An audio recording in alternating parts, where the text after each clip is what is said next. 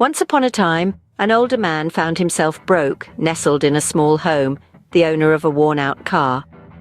Living off a meager $99 Social Security check, he decided at the ripe age of 65 that a change was in order.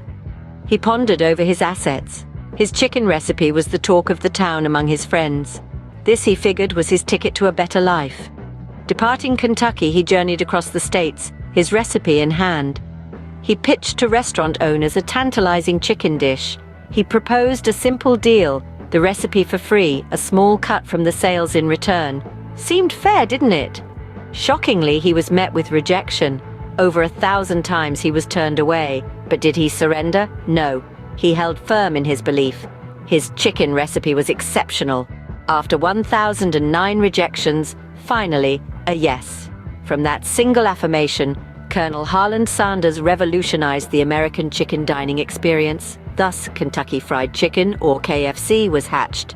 In the face of rejection, never falter. Believe in yourself always.